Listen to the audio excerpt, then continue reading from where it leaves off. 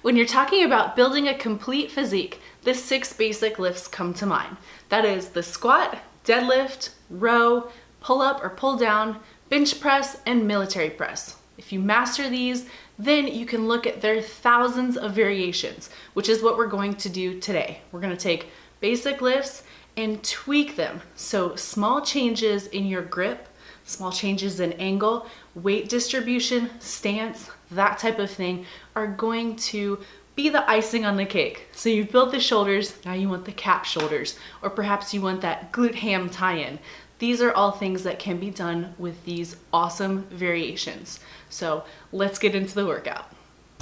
Let's get into these exercises. The first exercise is an inverted row. I've set the bar to about hip height. And this variation works the biceps. So make sure you're using an underhand grip. Make sure you wrap your thumbs around the bar. And with your body position, try to scoot back away from the bar just a tad. So you want to be sure that your lower arm is perpendicular to the ground when you're at mid-rep, and then you're pulling the bar to the lower part of your rib cage. This is going to help really focus all of your effort on the biceps. Biceps are a mirror muscle, so as you're pulling yourself up, glance to the left or to the right and look at your biceps. Really see them working. Next variation of the inverted row is going to use an overhand grip.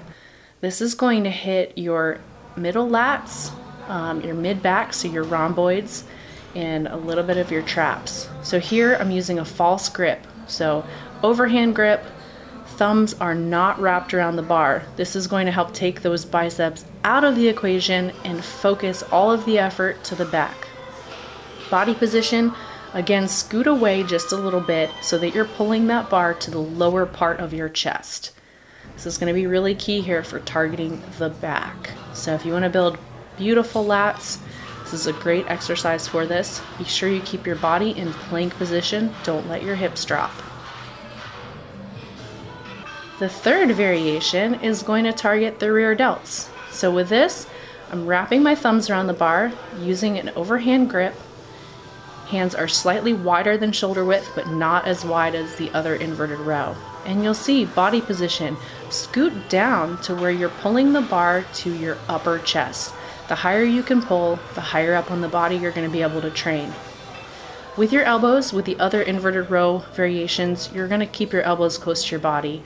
With this variation, it's important you bring your elbows out and pull that bar to your upper chest, even to your collarbones if you can.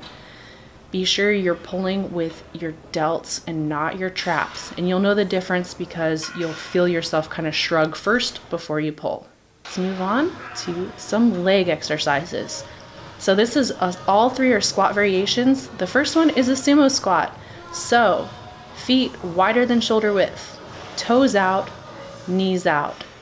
I love the Smith machine for some of these variations because you're able to focus on targeting muscle groups rather than focusing on stabilizing. So here, really working the glutes and the hamstrings. So see if you can get that upper leg to parallel and try to push your knees out on the way up. So don't let your knees cave. Whatever direction your toes are pointing, make sure your knees follow that same direction. Elbows underneath the bar, and you're stabilizing yourself with, you're keeping everything nice and tight through your upper body, keeping your back nice and flat.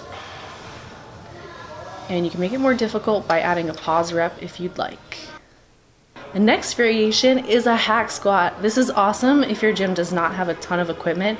You can actually make a hack squat right here. So I've got a 45-pound plate, and I'm gonna try to get that plate about arm's distance away from the bar. And you may have to adjust it slightly, but what you want is you want your back flat, perpendicular to the ground, and maybe even a little bit in front.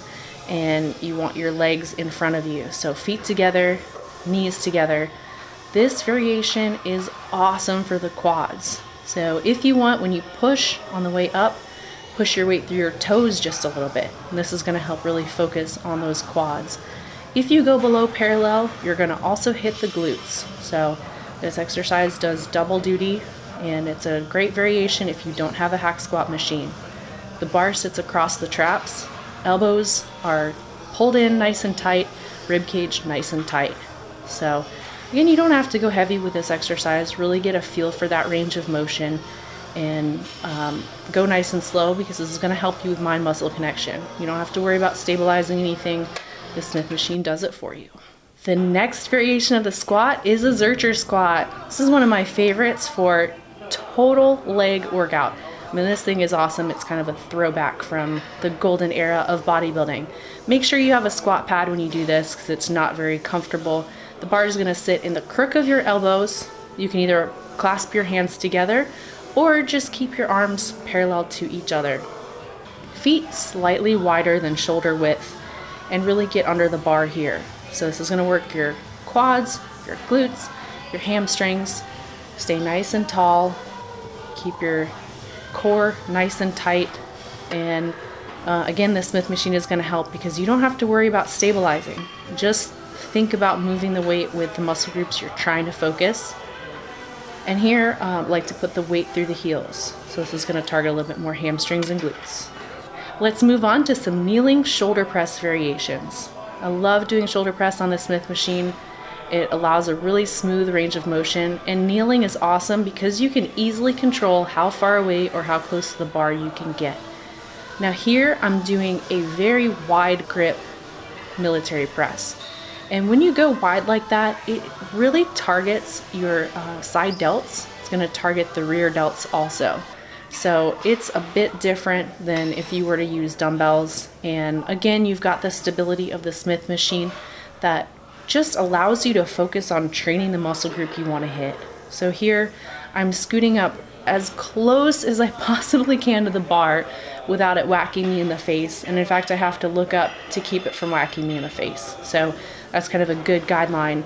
And you're going to lower it to just above your clavicle. Get a little pause mid-rep.